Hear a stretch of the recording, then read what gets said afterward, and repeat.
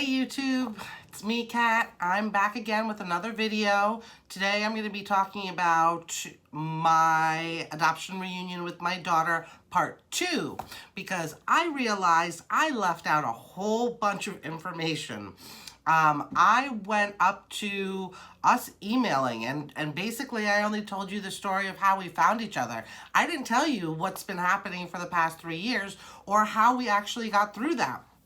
So with that said, let's get started, and I'm going to give you my same little intro so that everybody who hasn't watched before knows who I am. My name is Kat Davald. I am a 47-year-old birth mom, and I've been in reunion with my daughter, my 31-year-old daughter, for 3 years now, a little bit over 3 years. So when we first reunited, if you look back at the video, I'll put it here. When we first found each other, we found each other from DNA and everything. And I took you up until we were emailing. And we emailed for 11 months. We talked about everything. It ended up being really long letters. God, I remember there was one that took me like 3 hours to respond to because we were having conversations. Every paragraph was a different conversation about something that we were developing on. And then finally she just said, hey, look, you can message me on Facebook, and we took it there. And every once in a while, like if I have like an article or something, I'll send her an email, but that's about it. We don't really email that much anymore. So that's where we went from the emailing. So then 11 months after we finished emailing, we came up with the, not idea, but I mean, it was proper to meet. So we don't live far from each other, and I'm very happy and grateful for that. We live about 45 minutes away from each other. We always have. I didn't know that. She did, because she knew where I grew up. I don't know if she thought that I would still be in the area or if she thought I moved or whatever, but we were actually still within 45 minutes of each other. So for our first meeting, I wanted to make sure that she was as comfortable as possible. So what we did was I went to her house, and she still lives with her parents, so I met them as well. Now, I haven't gotten into this story, but I had never met her parents, not from the agency or anything, and that's a long story that I cannot cut short. So this would have been my first time meeting them and their first time meeting me as well. So we were all gonna meet, for the first time on August, I think I have it written down somewhere. It was the beginning of August. It was either the 4th or the 8th, but it was the beginning of August. And I know that because we met 11 months from the time we met. And we met in September, so it was 11 months. So, like, she had sent me pictures, and I had sent her pictures, and we were Facebook friends at this point. I think we Facebook friended each other about 9 months in.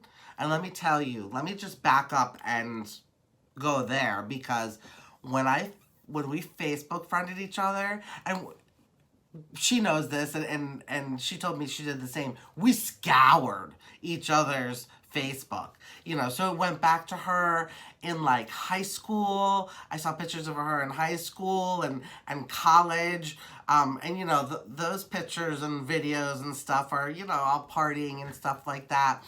She's not a big poster like I am.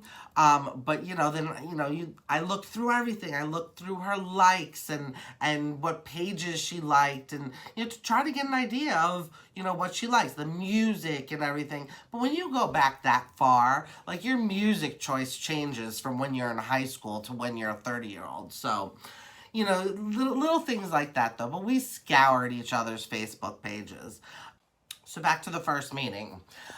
So the first meeting took place in August, and like I said, I met her mom, her dad, her sister, her daughter, my granddaughter, her cat, her cat Hank, and she knows I buy Hank little gifts all the time too, and her other sister conveniently called in, and because she had to get a glimpse of the birth mom, you know. So I went there, and there was no big hug and big kiss, and there was no crying, you know, and I actually met her father first. He was in the garage. I think he was nervous cleaning, you know, because you don't generally clean when you have company coming over, but I think he was like nervous cleaning. So he called down for her, and I brought her and her mom flowers. Little did I know she doesn't like flowers because she has allergies, so now I just send her fake flowers. But I handed them to her, and I think it was probably awkward for her to want to do a hug in front of her parents and everything. And now, mind you, as a side note, I had done no research of how to go about and do this. I didn't research, you know, adoptee feelings yet. I didn't read Primal Wound yet, which is a whole nother video that I want to talk about that book. I didn't do any research. This was kind of just like flying by the seat of my pants. So, you know, we went in, he called her down, and I handed her flowers, and then I followed her in, and her mom was there with her mom's friend or her sister, and I don't remember. I think it was her friend. But I handed her flowers too, and she was kind of like, "Oh, why am I getting flowers?" Well, you know, I'm coming to your house, you know. So, and you raised my daughter, so I felt that was proper. So, and then we sat down for 6 hours, and we talked about a whole bunch of things. They told me. Hindsight is 20/20, and I kind of wish I didn't do it that way. I kind of wish I didn't meet her parents first. I kind of wish it was me and my daughter only, but I wanted her to be as comfortable as possible. She was her comfort was much more important than my comfort. The only reason why I say that,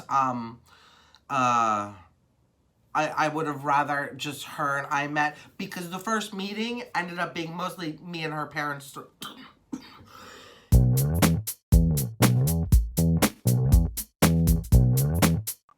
So the first meeting ended up being me and her parents doing most of the talking. Because don't forget, we had never met. So there was a lot that we went over, a lot that transpired. They told me what the adoption agency told them. I told them what the adoption agency told me, because there was a lot of, I don't want to say confusion, but the adoption agency did a lot of lying. And so there was a lot for us to go over, and I think part of it was regardless of my daughter being 28 at the time, I think that they wanted to make sure I wasn't a nut job.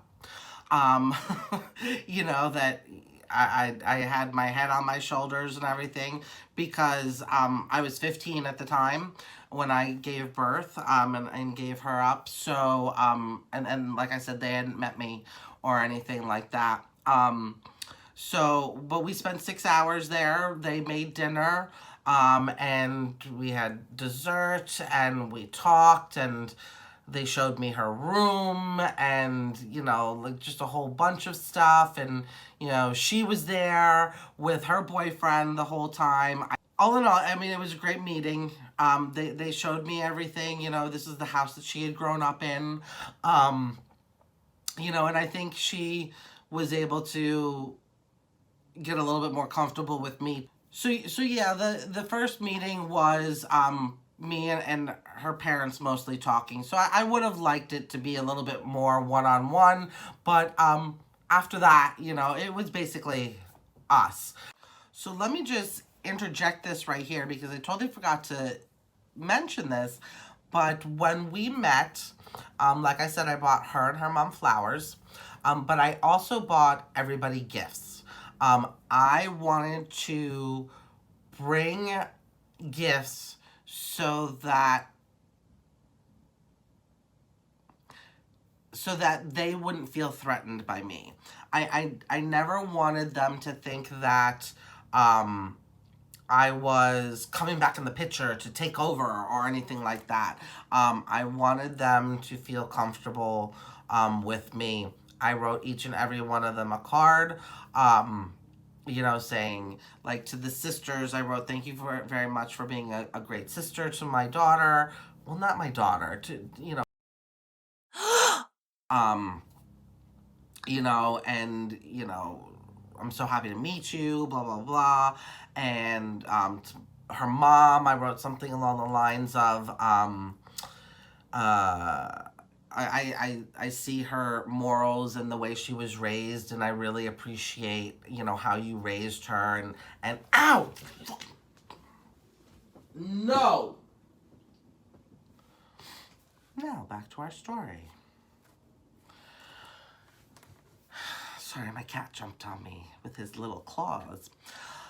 So, something along that lines, and same thing for Dad.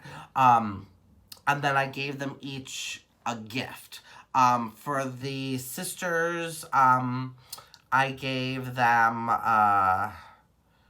they were necklaces, little necklaces. And I got everything off of Etsy, and I'll link the things down below, what I got for them. Because you can find, like, Etsy is a wonderful place for that type of stuff. But anyways, I got them the same necklaces. They were their birthstones with my daughter's birthstone. And I think that was it. There might have been like a little tag or something, but I'll link it down below so you guys can go and see and get an idea of what I got. For the mom, I got the same thing. It was all three of the daughters, and then I think it was their day that they brought them home, because my daughter was brought home on May 11th, and so were her sisters. Her sisters are twins. So I put that in there, that May 11th, that's like the day that they all became family. And then for the dad, I got him a beer opener with all the kids' names inscribed on it, and May 11th on there. And then for my daughter, I basically focused on her heritage. I wanted to give her things from my Hungarian heritage, and I also wanted to give her some stuff from her father's heritage, which is Pakistani. I wanted to do that on his behalf because I hadn't heard from him. I had tried to reach out to him when I first connected with her on DNA. I think I tried to friend him on Facebook a couple months afterwards, but I didn't hear from him, of course. Now I know why, but we'll get into that in another video. But I felt that somebody should do that, because if he wasn't going to be there and not around, at least I can give her something, because I remember the culture. And I have a friend of mine, she's from India. Well, her heritage is from India, so I was able to ask her and get her opinion on everything. Hi, Hannah. So I did that. Lot of Hungarian stuff. I got her Hungarian embroidery and Hungarian porcelain, and oh God, a bunch of stuff. Um, and then I got her what's called a dupatta, which is, this is the Pakistani, it's the shawl that goes over the head. Now, Pakistanis don't wear the, just covering the eyes or anything like that. It just goes around their head. It's more decorative, and you just cover, the head gently and everything. The whole face isn't covered up. But I got her a beautiful hand embroidered one. And it came straight from India. And it was in this beautiful teal color. So I got that for her, and I explained to her what it was. And then I got her some garnets, because a lot of garnets come from Pakistan. So I got her 3 garnets. And the reason why I gave her 3 is because I kind of wanted to intermingle her parents' heritage, which is Italian and Irish. So 3 in Italian is a very special number to them. Father, Son, Holy Ghost. That's why when you make an espresso martini, you always put 3 coffee beans in there. Like, some of that knowledge came from like bartending and stuff, so I was able to incorporate that too. And I told her, this is why I gave you 3, because, even though they come from Pakistan, I wanted to kind of like intermingle that so that it was, like everything blended together. I wanted everybody to be like, oh, okay, like she's non-threatening. So, I got her a whole bunch of stuff, and then her daughter, my granddaughter, I got her, she's a horse lover, so I got her a beautiful big horse that was like felted. It was all soft and everything, and then a beautiful picture in a frame and everything like that, and probably a couple other things. I honestly can't quite remember everything. So that's what I got them, and I wanted to do that so that I was non-threatening, so that, they would have something, to remember the day by, and just, so that, I wouldn't be, I don't know. Anyways, I put a lot of thought into it. I had a friend at the bar who, I would go over things with her, and what do you think about this? And this is what I'm thinking about getting that. And, and she knows that I put a lot of thought into it. So that's what I brought with me. Oh, wait. I also made palacinta, which is Hungarian crepes. They're big crepes like the French ones. And then we put in generally jelly. Like my family has always done like jelly. You do either plum or strawberry is a good one. Apricot. Oh, apricot is my favorite. And you roll them up and you just eat them. But you can also do Nutella. You can do Toodle, which is a sweetened cottage cheese, and it's got a little bit of a lemon zest flavor to it. You can make them savory, and you can put chicken paprikash in there. But I bought the sweet ones, it's kind of like a dessert. So I also did that because that was the beginning of me bringing her Hungarian food. And then every lunch, I ended up bringing her, like one time I bought her salami, and one time I bought her, I bought her szalancukor, which is Hungarian Christmas candy, and every year now she gets a couple boxes of the szalancukor. But I bought her tepete, which is Hungarian pork cracklings, which are really good. They're big and thick, and oh, they're so good. Anyways, so that's part of the first meeting. After the first meeting, we started to have monthly lunches. It was great. It was, we would meet for lunch. I would basically go up there. I didn't mind the drive. Again, my whole thing is I wanted to make sure she was comfortable. So I went out of my way to go to her. Because then this way I felt like She had her bearings on things. She wasn't going to be out of place. I'm used to being out of place. And my whole entire life, I've been out of place. So, you know, no matter where I go or what I do, I've always been out of place. So I don't mind it. Plus, being a bartender, I think kind of helps because you're always in a situation where you have to be not in an awkward situation, but you have to be the outgoing one. So that helped me a lot because I was able to just be like, okay, whatever restaurant you want, because you know that, you know the food, you know the area, you know the atmosphere and everything, and that would make her more comfortable. That was my whole intention. I mean, pretty much even today, most of our lunches take place up there, just because I like going up there. There's actually places that I go to after our lunch, because as a little side thing, I sell on eBay. So I go to the Goodwill up there, and I go looking around for things to sell after our lunches and stuff like that. So I like going up there. So yeah, so 2019 is when we had officially met. That was August. And then a few months later, COVID hit.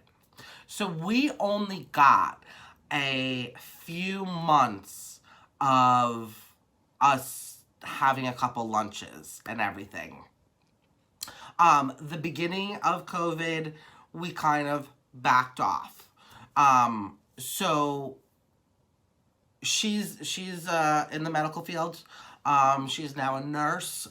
She was a nursing aide. She was a nurse's aide at that time, and I work in the hotel industry. So both of us still had to go to work. Both of us still had to take precautions. We were kind of, you know, in the middle of it. So we kind of said, okay, like, we don't need, I mean, actually, restaurants were closed, so we couldn't even go to restaurants or anything, but we just took a break. Sorry. Just getting over being sick. I keep having this tickle in my throat and these coughing fits, so I'm sorry. That was lovely. So yeah, COVID messed up our lunches a little bit, but by the time summer hit, we eased up a little bit, and I think at that time, restaurants were starting to open, so we started to meet a little bit, do outside lunches and everything, and then in August of 2020, I had asked her a few months prior if she wanted to come and meet my side of the family. Now, a little bit about me. I'm single. I'm not married. Never have been. Never have a desire to at this point. I have no other children, and that's another video as well.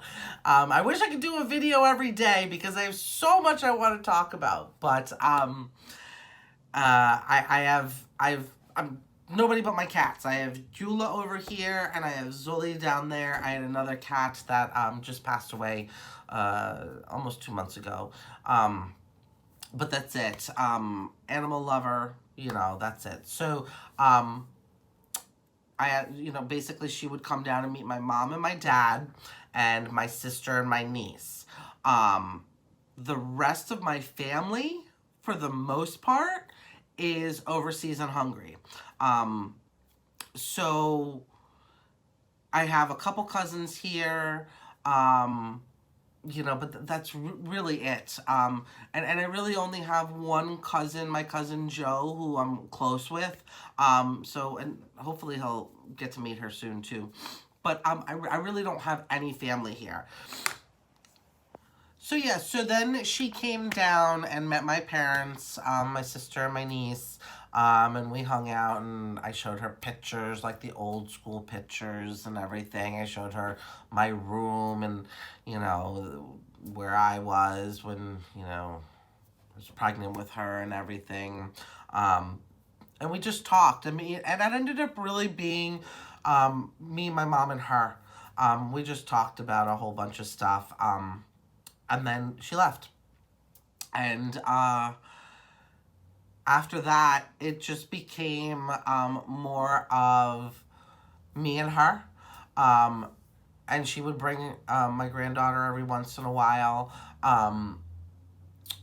And we basically just started having lunches and getting to know each other and getting comfortable. And some lunches were 3 hours, some were an hour and a half because she would have to go to work or whatever. I'm a little bit more flexible, and especially now, I'm super flexible. So she's the one that has an actual job. I do not. I am completely self-employed at this point. So, is basically just, getting to know each other just slowly and surely once a month. And then I started to and I don't, honestly, I do not remember when, but I started to text her every morning. And every morning now still, I text her morning and I text her the emoji of the weather. I don't know why I chose to do this and start to do it, but I do it and I'm not stopping.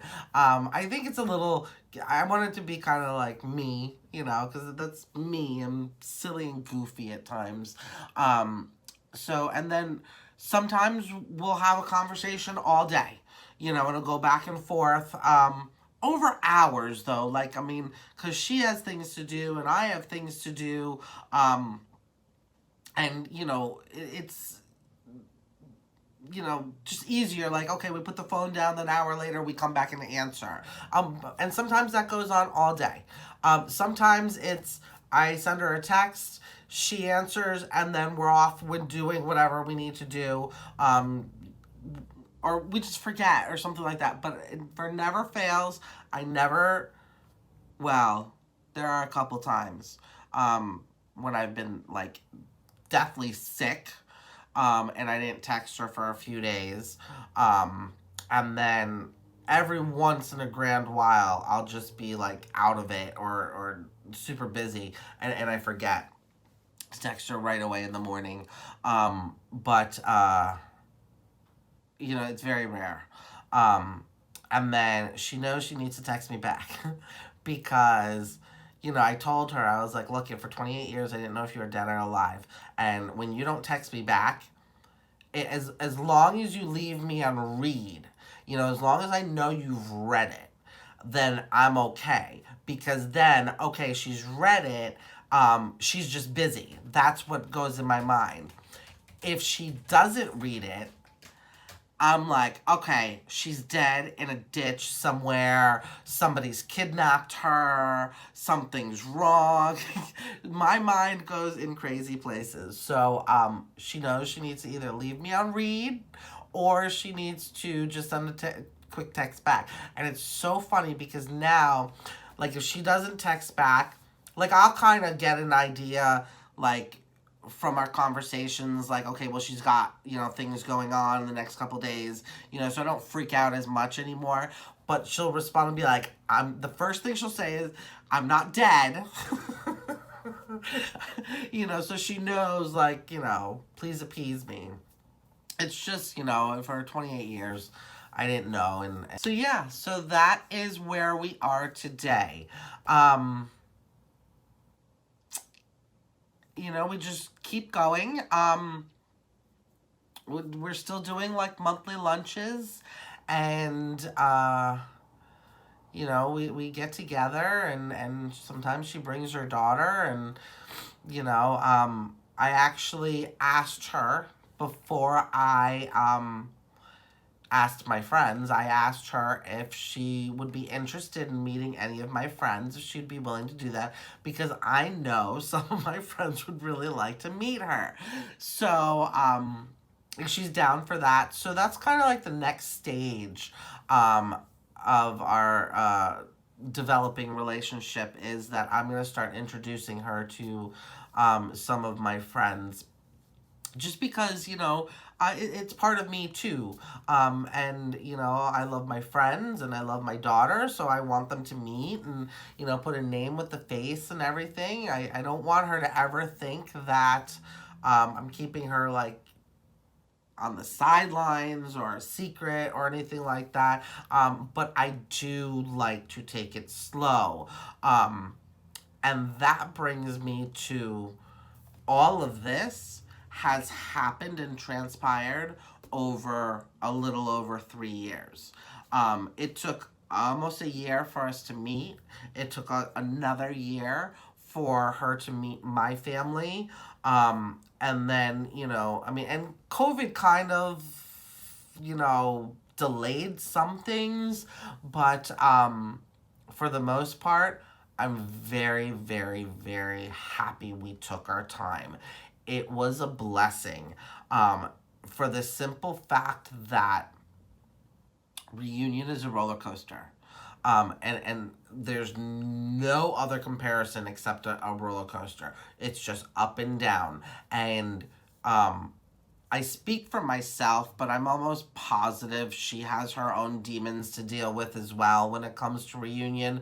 But for me, the first year was, I was happy as hell. I wanted to know everything and get to know her and everything. The second year, there was like a good 6 months period where I had, I don't know if you've ever heard of the expression of dark night of the soul. I completely started grieving the loss of raising her. It was just a really dark, depressing time for me, and not a lot of people know it, because when I am depressed, I'm depressed in secret. I cry in secret. I'm a closet crier. I don't let a lot of people in and to know, because I was always shut down previously. So now as an adult, that's how I process things. And then I came out of the depression, and you know, started realizing some things, and then I started to get angry, angry about you know, the coercion and so many different things with adoption and how it's done, and adoption agencies and how the corruption, and so then there was a part of anger, and then you know, then I think the healing started to come after that. But I'm still up and down, because there's still so much, and this YouTube channel is part of it. This is me.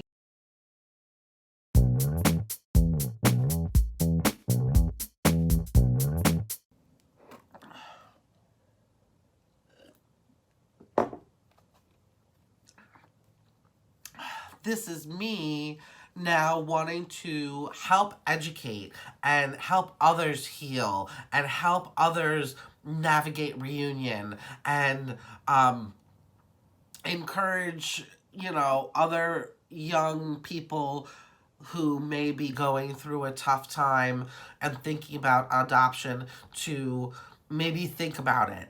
And you know, there are a lot more resources. There are so many more resources today than there were when I was young. But also, there's so much more knowledge about the ramifications of adoption and everything.